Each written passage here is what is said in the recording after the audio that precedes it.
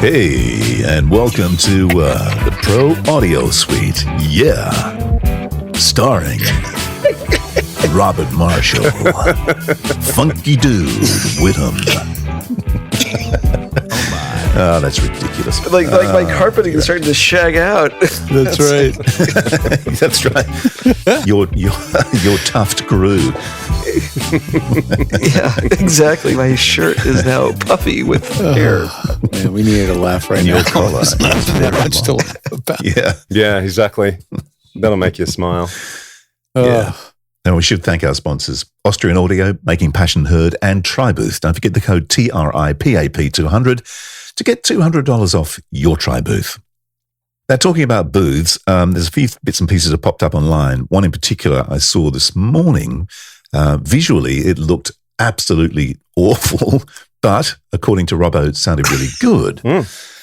So what is the key to a booth and what makes it work? Well, according to us, it sounds really good because the person we're talking about has actually been on the show. But, I would think it's pretty obvious, really, isn't it? 0 reflections and as little noise as you can possibly let into a recording, and a good spot in the house that's going to give you the best possibility of doing that. I think Tanae's booth is in the middle of the house. It's in a walk-in wardrobe, so it's away from open windows and all the rest of it. And probably the noisiest spot is going to be whatever comes in through the roof, through the plasterboard in the ceiling. Or if you're me, my wife talking in the background while I'm recording the podcast as well. That will do it. That's right. I actually built one. It was a temporary thing I put together when we were traveling. And by all accounts, it should not have worked. It should have been awful, but it sounded really good. And it was like a cupboard in an apartment in Rome. And Rome is very noisy. But it was like tucked in the middle of the apartment. It had a bunch of shelves with a few blankets and bits and bobs on. I popped on the shelf the porta booth. Then to my side, there was like a clothes rack, which I threw another blanket over. And someone was hanging some stuff off the back of the door from memory. Anyway, it sounded amazing. It worked perfectly. Looked like shit, but sounded good. So 2 questions about it. How big was the space and how parallel were the hard surfaces? The surfaces were parallel. The ceiling was probably 12-foot ceiling in there. And then there were shelves where I sort of put the porta booth on the shelf, but there was all sorts of other bits and pieces in there. To my left was the clothes rack that I put a blanket over. Then behind me was the door, which had stuff hanging off the back of it. But to the right, there was no treatment at all. It was just plasterboard. And how far back was the door behind you? Was it? And it had a distance back? Well, it was a rectangle. So it was probably a meter wide, and probably depth would be 2.5 meters, I guess. So pretty good depth. The width wasn't awesome, but the depth was pretty good. Because I think that a lot of what makes booths, like the first thing is it's got to be dead. And then once it's like, not considering how loud or noise isolated it is, but just the sound of the booth itself. The first thing is you got to deaden everything. And people don't realize what it takes to do that properly. It takes thick, not really thin absorption, because a lot of the thin absorption lets all those low frequencies through. So it's got to have some thicker absorption. And the smaller the booth, the thicker the treatment you need. So it works against you. So as it gets smaller, it gets smaller. Yeah, you lose more space, basically. But if the booth is big, the sound becomes much more neutral because the nodes don't get as intertwined and as amplified as well, especially in those lower frequencies that really get up into the voice range. So a booth that has a good volume of air and is dead, I think will sound better than any small booth. And then if you can't have a good volume of air, the next thing that can help is non-parallel surfaces can kind of fake a bigger volume. It can create more, what's the word? Oblique reflections, I think is that the word, George? So it's size matters. Well, I mean, having angled walls and stuff, the thing that's so difficult about the angled wall thing is it's not predictable. So you may end up getting really lucky or really unlucky. And then if it doesn't sound great, it could bounce it right back in the mic and with the wrong angle, right? Yeah, that's right. And sometimes they create more. They're harder to model, meaning like it's harder to take like a pentagonal floor plan or something with more sides and shove that into, a computer and say, tell me what frequencies I have to worry about. It's much harder. Yeah. So then it just becomes a lot more. The math exponentially gets more complex. Yeah. So I mean, a lot of people have a very haphazard way of treating their booths anyway. It's a lot of trial and error to begin with. That's, when you see product booths like the one we're talking about and so many other home booths, is they didn't map out the room, then buy blankets, mattresses, and foam. They just sort of eventually get to a point where it sounds good. It's almost never I bought all this stuff and stuck it up and, oh, wow, it sounds good. It usually takes time and adding and tweaking. So when you have a non-square or non-rectangular floor plan, that just is harder to do. But yeah, it's not hard if the room is larger, because larger rooms, as Robert was saying, they don't build up such standing waves. These are called room modes. Those are the things that make you sound like you are in a box or in a tube. If those big spaces don't have them, they really only have reverb, which is that long tail. And then if you deaden sound all the walls up, you don't have the reverb. You don't have the long. Well, not only that, but when you have a big room, the deadening of the walls is much simpler, because it's really just covering large amounts of area with soft material.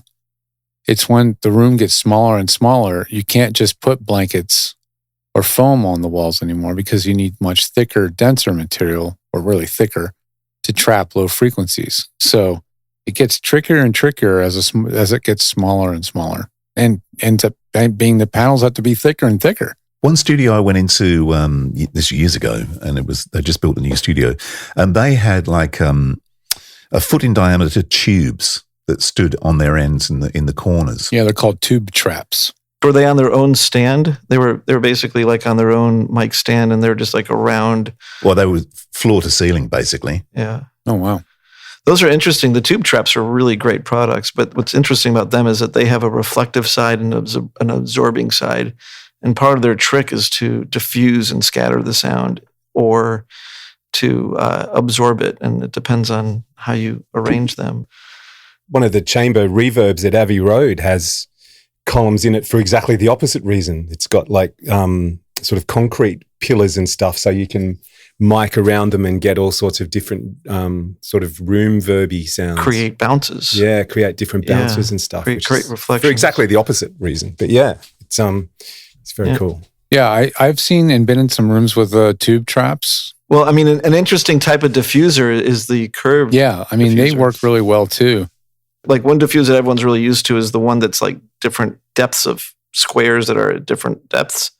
I think, and those are usually referred to usually as quadratic diffusers. But the other one is just a curved surface, and that has a bunch of different levels that the sound can bounce off of and go into different directions. And cheap, easy way to make diffusion. Yeah, I've been in some great just curve it convex, not concave. Curves have to be convex. Yeah, that's really important. So in other words, the curves have to be protruding outward toward you, not inward away from you.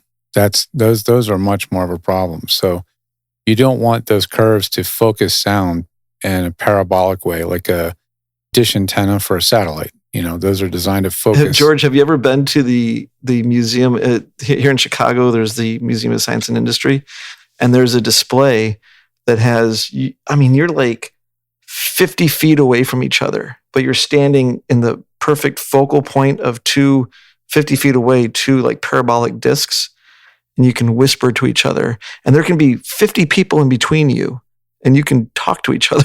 It's crazy.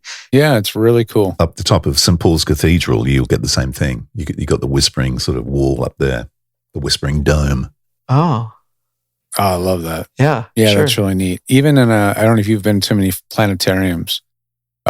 It's really cool in a planetarium. Well, maybe not cool, but sometimes you'll be able to eavesdrop in on a conversation on the other side of the planetarium. I mean, you'll just hear Because it just voices bounces around the curve of the outside wall. Yeah, and then you'll hear a voice. It's the more close to the edge you're sitting, the better. So if like you're way towards the back near the edge, it's like crazy. You'll hear a conversation almost like they're sitting next to you, and they're all the way on the other side.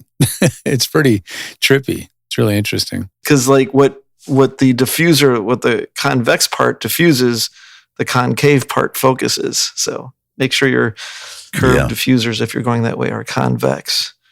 You guys want to troubleshoot Austin Keys' studio on the show? Sure. We can continue from today. Let's dive into Austin Keys'. He says I can't record his 416 right. He's texting me right now. He can't use his 416, so he doesn't know what to do. Oh my God. But I left him working. So Robert graciously took an emergency call for this client of mine this morning while I was in a meeting. And he just doesn't know the topology of the studio and has no idea what's there. And he tried his best, but the client didn't tell Robert I have a Mackie mixer in my booth also. So to wrap up that conversation, I would say the best way to wrap that up would be it's not how it looks, it's how it sounds. And we all know what it's supposed to sound like. And if you don't know, let us know, because we spend our days day in, day out listening to all of your studios. And, as long as you're not appearing on camera for like an animation gig, because here in the States, definitely a lot of people are doing remotely directed animation and they're on Zoom calls all the time. And you may not want it to look too bad, but remember, it only has to look good in the frame of your webcam. So if the whole place is a mess, but you have a really pretty, tapestry on the wall behind you, then you're good. Yeah, true. The illusion. And if not, for the lowest fee possible, George the Tech will send you a background that you can use as a fake background for a studio in your Zoom meeting. Right. With GTT on it. Yes, on the walls. Every GTT room looks the same, but they sound different. Wouldn't that be funny? Yeah, that's right. Well, that was fun. Is it over? The Pro Audio Suite, with thanks to TriBooth and Austrian Audio, recorded using Source Connect, edited by Andrew Peters and mixed by Robbo. Got your own audio issues? Just ask Robbo.com. With tech support from George the Tech Whittam. Don't forget to subscribe to the show and join in the conversation on our Facebook group. To leave a comment, suggest a topic, or just say g'day, drop us a note at our website, theproaudiosuite.com.